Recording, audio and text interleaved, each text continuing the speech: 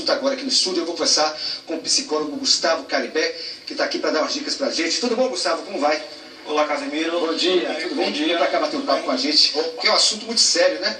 Muito sério mesmo. Sim, sim. O que determina que a pessoa é ou não é alcoólatra ou alcoolista que se fala agora? Porque tem uma novidade nessa terminologia, é isso? Isso. Vamos lá. A terminologia tem que tomar bastante cuidado e tem que ter uma atenção específica, porque o termo de alcoólatra, certo? E o termo alcoolista, o alcoolista está associado especificamente ao adorador do álcool, a pessoa que tem o hábito de beber. De beber, certo? Mas não é... Tá, vai explicar pra gente. Isso. O alcoolista está muito associado à pessoa que tem o hábito de beber, certo? E que sabe beber. O alcoolista. Isso. Enquanto que o alcoólatra, o termo alcoólatra, ele está mais associado àquele indivíduo que já faz o uso mais abusivo. É dependente, digamos assim. É dependente. Isso. Agora, a ideia de dependência, o próprio critério de dependência, ele é estabelecido através de algumas avaliações clínicas específicas, certo?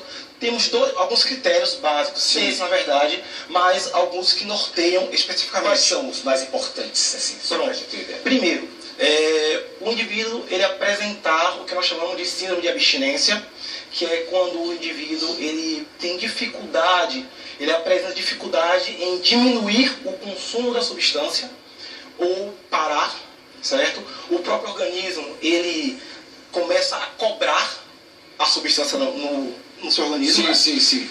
A tolerância, que é o aumento da substância nesse organismo. Por exemplo, você está dizendo, você vai numa festa, né? Isso. Aí você bebe o uísque, aí não faz efeito, você bebe o segundo, o terceiro, aí você vai até cair. Isso Vamos lá.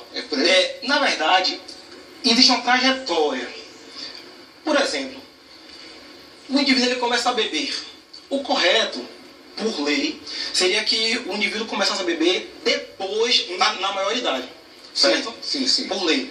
Mas existem questões que a gente conhece, que as pessoas começam a beber, na verdade aqui no Brasil, existe a cultura do consumo do álcool, né, na adolescência. Na adolescência, na porta do colégio, vende aquelas bancas, enfim, a gente sabe.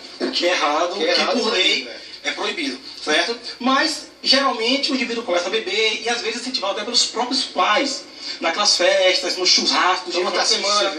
Churrasco de final de semana, por exemplo, tem aquela festinha, e aí começa a tomar cervejinha, toma aquela bebidinha, e diga-se de passagem, essa tolerância, ela pode começar, seja, por exemplo, começa pela cerveja, que tem um teor alcoólico menor. Mas ela pode aumentar à medida do tipo de bebida alcoólica. Por exemplo, a cerveja é uma bebida alcoólica de caráter fermentado, que o teor alcoólico é menor. Mas um indivíduo que parte para uma bebida alcoólica, por exemplo, destilada com uísque, cachaça. Isso. Então, esse indivíduo, à medida que ele vai aumentando desde a quantidade da substância e a frequência, aí é o que nós chamamos de princípio da tolerância. Esse organismo ele vai se adaptando a essa substância. Que não faz efeito mais como uma pessoa que não bebe tanto. Isso. E o que ele começou tomando aquela piriguete, que já causava um efeito, já alterava, com aquela latinha de 200 ml ou aquela copinha de 200 ml, a tendência aí é ele tomar aquele copinho e não fazer mais efeito. Aí o que ele vai fazer? Aumentar a dosagem. E aí começa. Entendi. Vamos pra rua, que tem gente querendo fazer pergunta a Gustavo. Vamos lá. Primeira pergunta, vamos lá.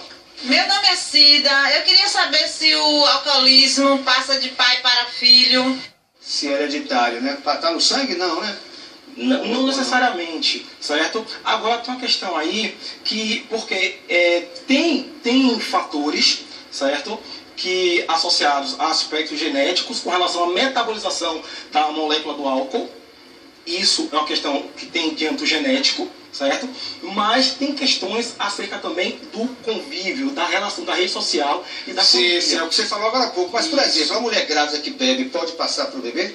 Alguma dependência?